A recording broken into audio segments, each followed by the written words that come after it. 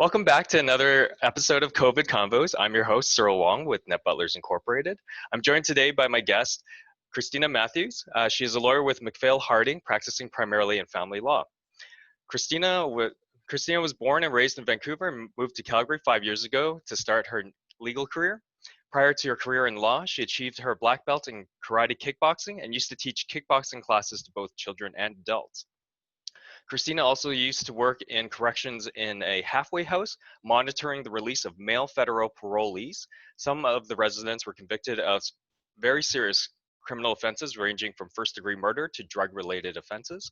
Outside of professional life, Christina plays on a local dodgeball team and enjoys going for walks with her dog Bentley. Welcome, Christina. Thanks very much for having me, Cyril. Thanks for coming onto the show. We're very excited to have you. So let's dive right into it. How has COVID-19 affected your business? Well, basically, when the pandemic was recognized as a real concern, so about mid-March, the court suspended all hearings unless they were an emergency. So only select criminal matters were proceeding, only select family matters and civil matters were going ahead. So since that time, as of late May, the court has kind of moved towards doing online applications in lieu of physical appearances. So for matters that still require parties to attend court in person, so a trial where witnesses need to be, examined on the stand, those kinds of matters are still proceeding. But for the most part, there's been a huge shift to basically online applications. Oh, very cool. So when someone is in need of settling something in court, right now there's a digital process that a lot of people probably aren't used to. Yeah, so I actually did my first online application yesterday. So I made my appearance in a similar format as Zoom. It's called WebEx. And basically, the judge was present, the clerk was present, recording the entire process, which is necessary because you do need a record when you are making an application, just in case it's appealed or whatnot.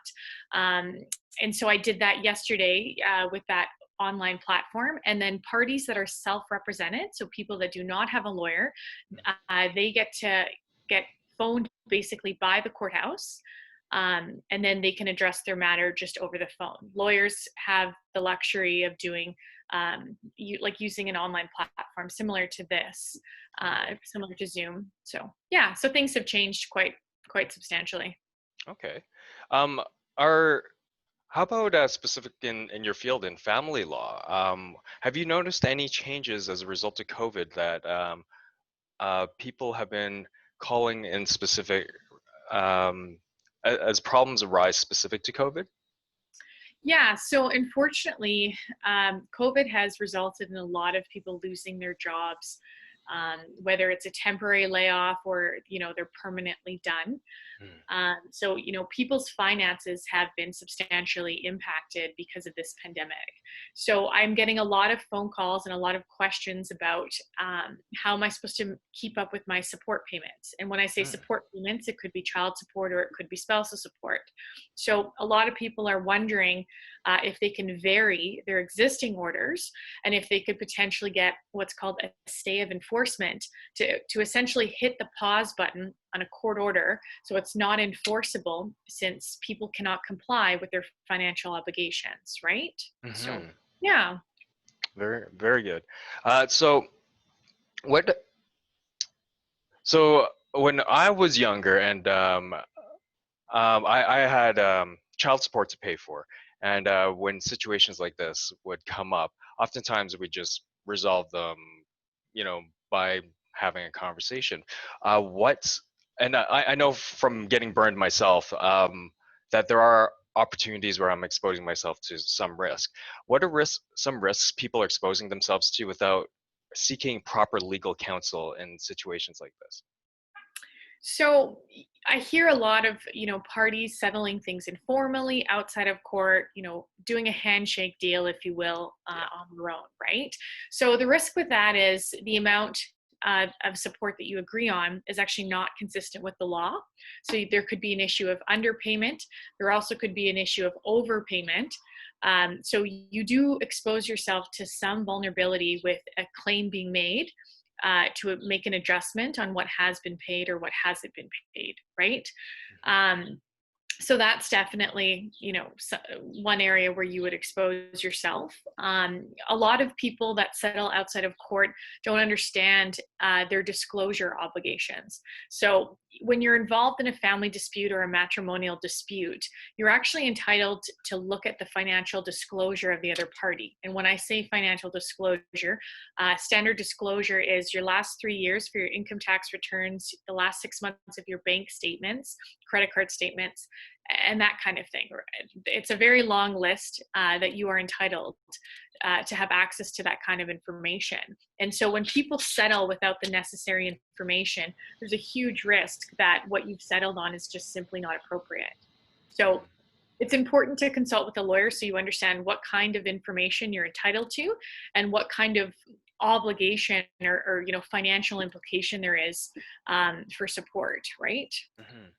So that's in regards to people that currently are already separated. What about people that are thinking about separation? Like I know with financial troubles, that it there's probably a lot of pressure on a lot of relationships, and there's probably relationships that are breaking. Sadly, that some relationships are reaching a breaking point.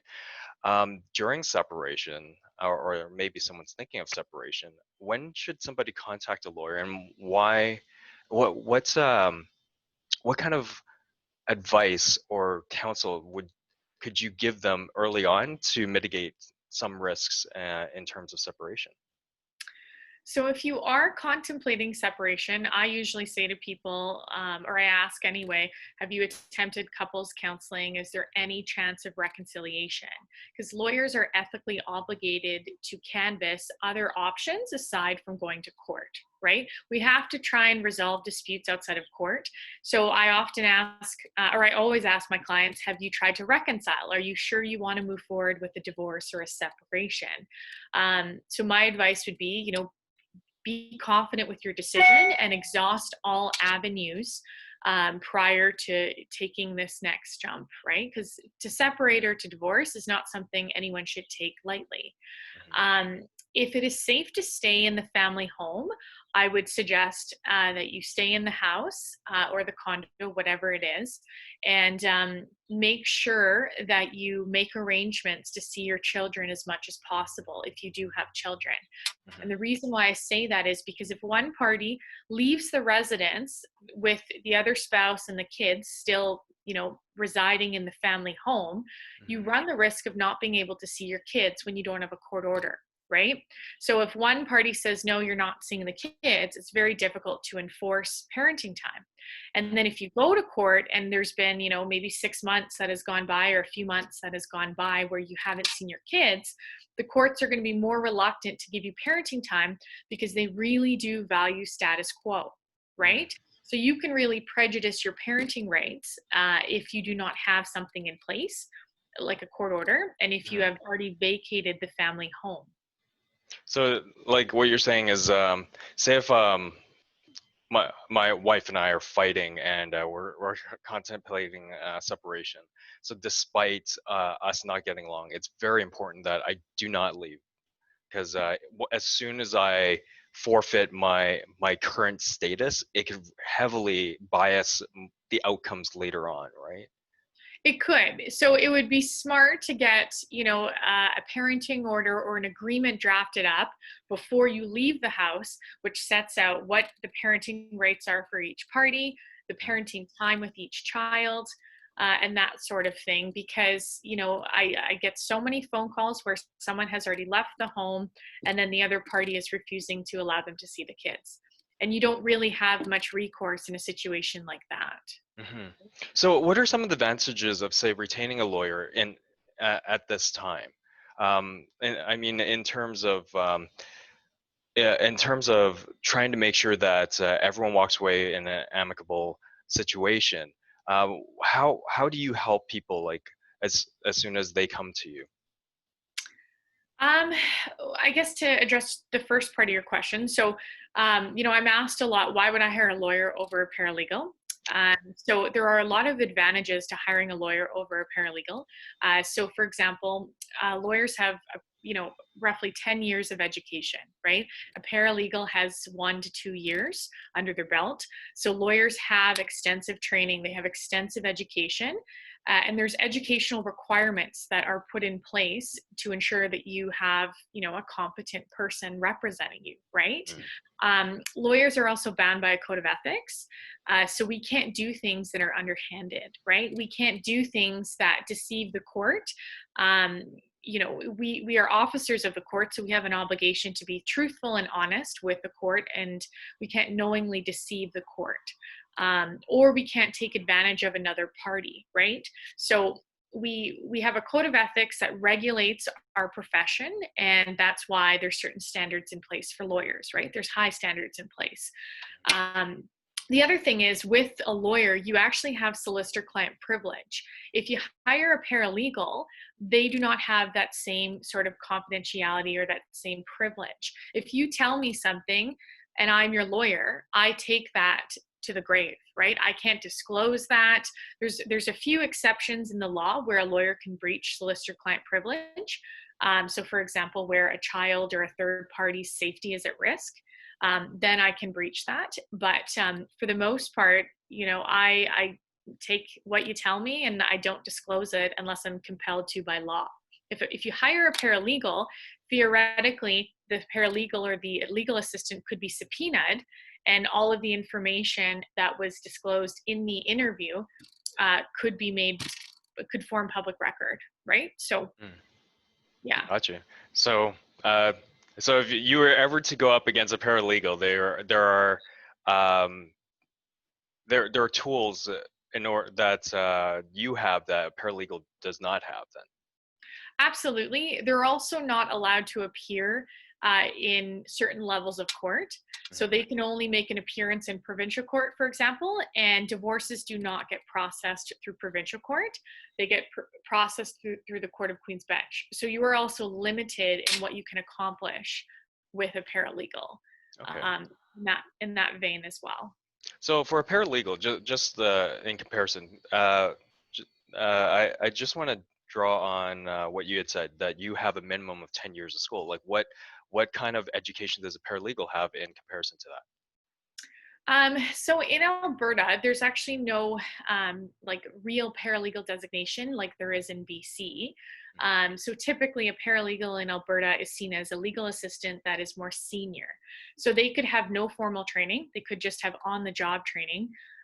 They could also do a more formal program like a legal assistant program, which I believe is 1 to 2 years through a college. You could just have your high school diploma.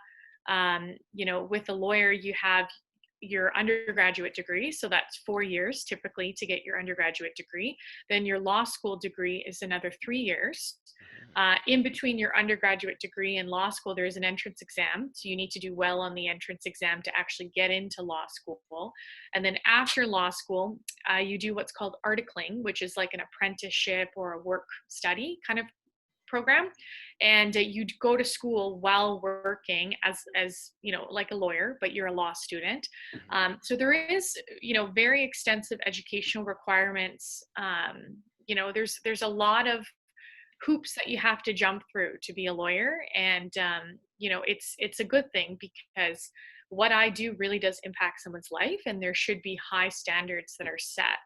And with a paralegal, you don't have that. So I think it's very risky to hire someone that isn't formally educated in the same way as a lawyer, right? When you're handling someone's life, their parenting rights, their property, it's a big deal, right? No, So no doubt. It really sounds like it's night and day. Like one is professionally trained, the other one is not. It sounds like there's all sorts of risks, especially like if one side is has a lawyer and the other person has a paralegal. It doesn't even sound like you're in the same weight class. totally. That's a good way to put it. Yes. Awesome. So, what kind of I know this is probably at the top of a lot of people's minds, but what kind of costs are involved in hiring a lawyer? So The legal fees are really dependent on how the other party responds, right? If you bring an application and the other party resolves or consents, then legal fees are really, really driven down because there's no litigating, there's no fighting really to do. Mm. So it's hard to predict legal fees because they're so dependent on how the other party responds to whatever the dispute is. Typically, lawyers do charge hourly. My firm charges hourly, so that's more of the traditional model, but we also offer what's called a limited scope retainer. And a limited scope retainer means you can hire a lawyer for a specific purpose. So I have a lot of people that walk into my office and they can't afford a lawyer for the full package, the more traditional model. So what they'll do is they'll take on some of the work. So they may draft court documents and then hire me to argue because they're fearful of public speaking. They don't want to go to court and have to talk. They might do the reverse. They may want me to prepare court documents, review everything, and then kind of coach them on courtroom etiquette and how to make submissions. And then they'll take their documents and then run their own file and make their own submissions in court. So it's a very, very cost-effective model because it allows people to have access to a lawyer and to get some guidance without paying, so much for it. So it does promote access to justice in that sense. We also offer legal services to those that are low income. So we offer, we have a number of legal aid clients. So we offer legal services through legal aid. And then we do offer legal services on a sliding scale. So for those that don't qualify for legal aid, we do offer discounts and payment plans for those that have, some difficulty in retaining counsel. That's really great to know. I believe you had mentioned to me prior that if it's a very straightforward process, sometimes like you can have set prices for executing on certain orders. Could you elaborate on some of that for me? Right. Yeah. So some things we do offer a flat fee price or a flat fee. So for example, if you're going through a separation and you have another lawyer draft a separation agreement. If you wanted independent legal advice on a separation agreement, typically that's around $500. To draft the separation agreement itself, that's between $2,000 and $3,000, and that's a flat fee basis. Ongoing negotiations for the clauses to be changed and that kind of thing would be extra. But there are certain things that we can do on a flat fee basis, which is great because it allows for budgeting, it allows for consistency and certainty with legal fees. Perfect. Do you have any final advice to share with our listeners? I would just say, if you are contemplating a separation or you're going through a separation, it is possible to be happy after, this chapter in your life closes. And there is an end. Lots of people say, oh, I feel like this is never going to end. And it's true. The law is very slow moving, but, it is possible to bring some finality and to be happy after you've been separated and you've been divorced. So yeah, just hang in there, I suppose. Thank you. And what's the best way for people to get in contact with you? Email is best, especially with COVID. I'm working from home a few days a week, so I'm not always by my desk phone. But email would definitely be best because I can access that no matter where I am. So yeah. Excellent. I will link all that information in the description below. Thank you, Christina, for being our guest today. And thank you to everyone that's tuned in and has come to check out COVID Convos. We'll have another episode for you next week. And we hope to see you again soon. Thanks very much, Sarah. Thanks, Christina.